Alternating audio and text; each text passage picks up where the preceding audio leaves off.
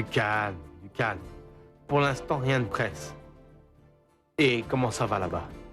Très bien, Diego. Écoute, nous nous occupons de tout le café des champs de San Antonio et la qualité du grain, Diego, est vraiment extraordinaire. Et bon, mais c'est dommage que les prix soient en ce moment tellement bas sur le marché.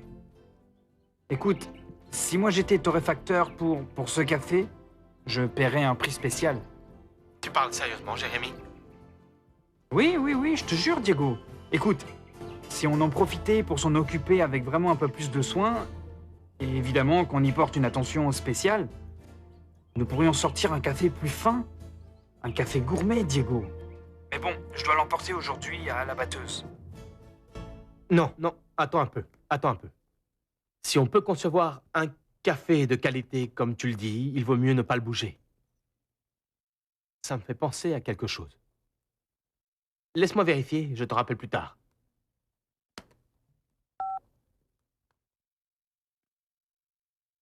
Un café gourmet. Guadalajara, Non, Jalapa et Chiapas. Jalapa et Chiapas. Je le prends, monsieur. J'y vais. Direction des relations publiques? Ah, bonjour Elena, c'est moi à nouveau. Et vous avez donné mon message à Mariano? Bien sûr, mademoiselle Alexandra. En fait, il est toujours en réunion. Vous permettez une petite seconde, s'il vous plaît? Une seconde. Elle vous attend au restaurant. Elle est arrivée il y a 2 heures. Mince, ça fait un long moment. Dites-lui que je suis désolé et que je l'appelle plus tard, oui? Écoutez, pardonnez-moi de me mêler ce qui ne me regarde pas, mais pour le moins, vous pourriez le lui dire personnellement. Bonjour. Tu as oublié que tu m'as invité à déjeuner? C'est la 4e fois que tu me laisses tomber.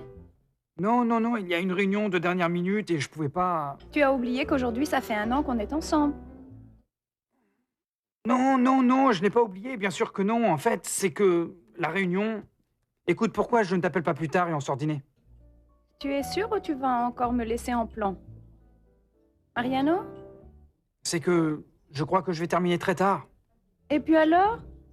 Quand vas-tu avoir du temps pour moi? Malena, quel jour de la semaine je peux sortir dîner avec elle? Attendez une seconde. Vendredi.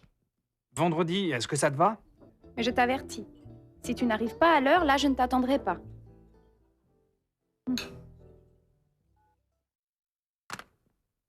J'avais oublié. Aujourd'hui, ça fait 1 an qu'on sort ensemble. Mais bon, vous avez noté le rendez-vous? Oui, je l'ai noté ici. Et le jour venu, je vous le rappellerai, hein. Écoutez, monsieur, c'est l'heure de déjeuner. Je vous commande quelque chose? Oui, et prenez quelque chose pour vous. Non, parce que j'ai déjà un rendez-vous pour aller déjeuner. Mais j'ai besoin de vous. Sinon, je fais quoi? Eh bien, bon, d'accord. Pardon, Jalapa et Chiapas. Oui. Très bien, je te préviens. À bientôt. Oui, au revoir. Je vous écoute, monsieur. Je veux parler avec Mariano. Je veux savoir ce qui se passe avec la campagne de l'oxyde de chlorure. Et une autre chose, Susanna. Oui, monsieur. Je ne veux plus avoir personne de la famille Sanchez-Sambrano qui m'attende. Je ne veux pas non plus que vous me passiez leurs appels. Oui, monsieur. Je n'ai rien d'autre à dire à ces gens-là. Oui, monsieur. Excusez-moi.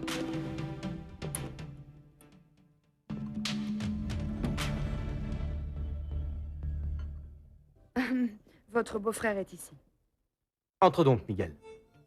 Merci, Tu es Graziella. terrible, Graziella. Beau-frère! Comment vas-tu? Je suis impressionné. Je ne connaissais pas les bureaux de l'entreprise et en vérité, ils sont magnifiques. Très bien. Bon, je suis ici à tes ordres.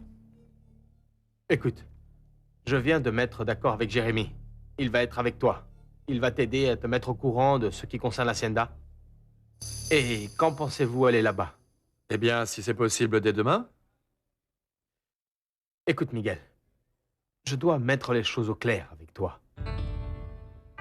Le café connaît en ce moment même une crise très grave au niveau international. Il est très probable que ça va être comme ça indéfiniment. Ça, plus la menace du mildiou, qui nous met dans une situation très difficile. Pour cette raison, je te demande de ne t'occuper de rien à l'hacienda. Pardon?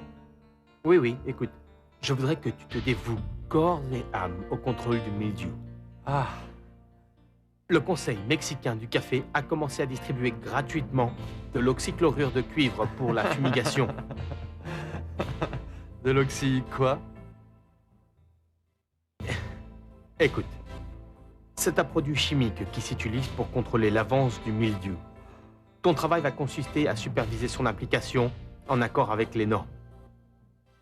Nous allons continuer avec ce procédé jusqu'à ce que nous puissions remplacer nos plants de café Bourbon par une variété qui puisse résister au mildiou.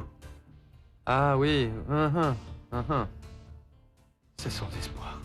Enfin, Miguel, quand tu arriveras à l'hacienda, Jérémy t'expliquera tout sur la marche à suivre. Je veux que tu restes conscient du fait que le mildiou continue à être notre pire ennemi. Il est très important que tu dédies tout ton temps à ce travail, celui que je te demande. Si le mildiou devait arriver à l'hacienda, nous irions droit à la ruine. Ah non. Ne dis pas ça, Diego. Ah, ça me donne la chair de poule, tiens. Ah non, ça c'est pas question. Eh bien, ce qu'il faut... Bon, si tu as besoin de quelque chose, Oui? Écoute, je suis très conscient que les cuisinières de l'hacienda, ne sont pas des cordons bleus, n'est-ce pas? Mais bon, peu importe. Je pense me faire approvisionner du nécessaire pour pouvoir venir.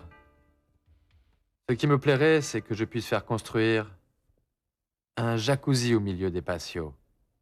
Quelque chose de très joli, n'est-ce pas? Quelque chose d'intégré à la nature. Écoute, Diego, pour moi, il est très important d'avoir un lieu pour me reposer, pour me relaxer, pour pouvoir lire le journal ou méditer après une dure journée de travail. Mais ce qui me préoccupe beaucoup, et même va jusqu'à me chagriner, beau-frère, tu sais, c'est que je n'ai pas de voiture. J'ai dû vendre enfin, quasiment donner la mienne à cause du voyage en Australie, tu sais. Je ne peux pas utiliser celle de Diana parce qu'elle est pour la ville. Ce serait un crime de la prendre à la campagne. Miguel, ne t'inquiète pas. À l'hacienda, il y a plusieurs vannes et des 4x4. Et si tu le veux, tu peux prendre la mienne. Diana le sait très très bien. D'ailleurs, pourquoi n'est-elle pas avec toi? Je ne sais pas.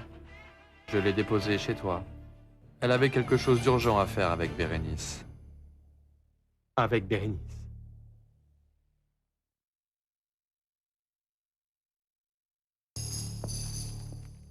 Barbara est en train de te manipuler. Toutes ces histoires au sujet des croisières, Et pourquoi ris-tu? Je ris pour ça, maman, précisément. Les croisières de Barbara n'étaient en fait que des bobards. Elle n'est jamais partie en voyage. Quoi? C'est bien ça, Alvaro, le vigile de l'immeuble, m'a dit qu'elle a passé tout son temps ici enfermée. Lui-même est venu ici tous les jours pour voir ce dont elle avait besoin. Mais ce n'est pas possible. Mais si. Mais une personne normale ne fait pas ça. Mais alors, le bronzage, les vêtements... Là, elle a dû dépenser une fortune avec toutes ces choses-là. Tu sais quoi, j'ai trouvé toutes les factures dans un sac qu'elle n'utilise plus. Et alors?